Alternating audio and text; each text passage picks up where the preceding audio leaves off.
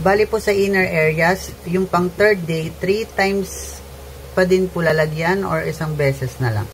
So, hi po mga ka-Diyosa. So, ang tinatanong po ng ating ka-Diyosa, siya po kasi ay gumamit ng ating SCD Peeling Skin Lotion and tinatanong niya kapag ginamit daw ba to sa ating mga inner thighs and inguinal areas ay 3 patong pa rin daw ba ang ilalagay natin kapag pang third day na.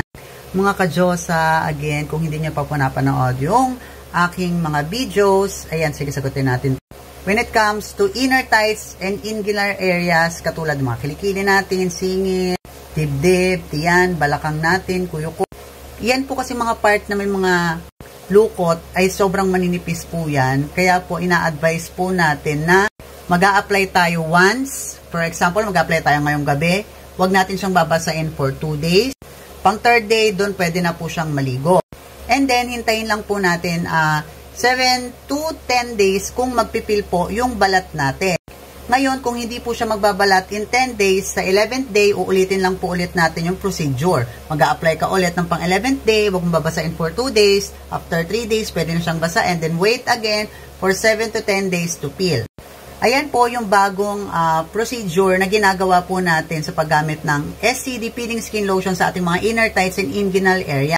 Medyo marami po kasi before yung gumagamit ng SCD Peeling Lotion sa kanilang kilikili, singit, and then ginagawa nila for 3 consecutive nights and then hindi naman kaya ng skin type nila and then once makaranas na sila ng mga skin irritation, nagpapanik na sila. So to avoid that happen mga ka-Diyos, meron tayong bagong way kung paano siya gamitin sa ating mga inner thighs and inguinal area. That is, yun nga po, mag-apply ka once, wag mong basain for 2 days, third day pwede na siyang paliguan, and then wait 7 to 10 days to peel. If no peeling happens, repeat the process on the 11th day hanggang sa magbalat na po siya. By that way kasi mga ka-Diyosa, mas malilesen natin yung kanyang skin irritation. So, yun lang mga ka-Diyosa, and hopefully nakatulong ang video na to sa'yo and have a great day. Bye-bye!